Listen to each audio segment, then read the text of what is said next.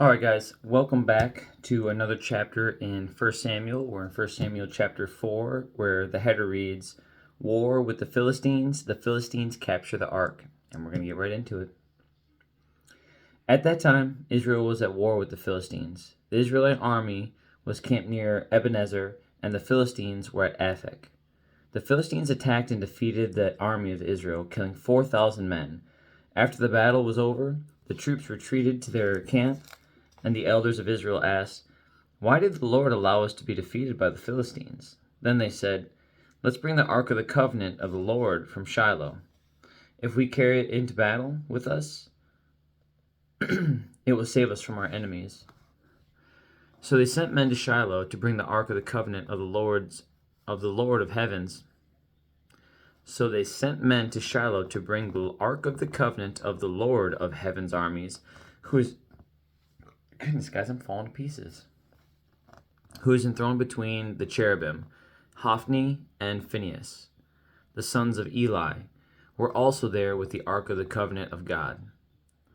When all the Israelites saw the ark of the covenant of the Lord coming into the camp, their shout of joy was so loud it made the ground shake. What's going on? The Philistines asked. What's all the shouting about in the Hebrew camp? When they were told it was because the ark of the Lord had arrived, they panicked. The gods have come into their camp, they cried. This is a disaster. We have never had to face anything like this before. Help! Who can save us from these mighty gods of Israel? They are the same gods who destroyed the Egyptians with plagues when Israel was in the wilderness. Fight as never before, Philistines. If you don't, we will become the Hebrew slaves just as they have been ours. Stand up like men and fight. So the Philistines fought desperately, and Israel was defeated again. The slaughter was great. 30,000 Israelite soldiers died that day. The survivors turned and fled to their tents. The ark of God was captured, and Hophni and Phinehas, the two sons of Eli, were killed. A man from the tribe of Benjamin ran from the battlefield and arrived at Shiloh later that same day. He had torn his clothes and put dust on his head to show his grief. Eli was waiting beside the road to hear the news of the battle, for his heart trembled for the safety of the ark of God. When the messenger arrived and told what had happened, an outcry resounded throughout the town. What is all the noise about? Eli asked. The messenger rushed over to Eli, who was 98 years old and blind. He said to Eli, I have just come from the battlefield. I was there this very day. What happened, my son? Eli demanded. Israel has been defeated by the Philistines. The messenger replied, The people have been slaughtered, and your two sons, Hophni and Phinehas, were also killed, and the ark of God has been captured. When the messenger mentioned what had happened to the ark of God, Eli fell backward from his seat beside the gate. He broke his neck and died, for he was old and overweight. He had been Israel's judge for 40 years. Eli's daughter-in-law, the wife of Phinehas, was pregnant and near her time of delivery. When she heard that the ark of God had been captured and that her father-in-law and husband were dead, she went into labor and gave birth. She died in childbirth. But before she passed away, the midwives tried to encourage her. Don't be afraid, they said. You have a baby boy. But she did not answer or pay attention to them. She named the child Ichabod, which means, Where is the glory? For she said, Israel's glory is gone.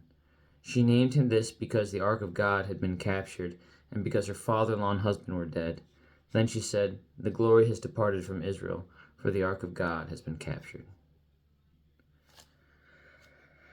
As difficult as that was for me to stammer and stumble through that is the end of chapter 4, guys. And so, really, that is just everything coming to fruition that we had from the previous chapters, recognizing that Eli and his sons were to meet that fate. How they met that fate, obviously, we didn't know, but God had said that to Samuel and let him know that because of the treachery that his sons had and because of the father's lack of discipline, that they'd be punished.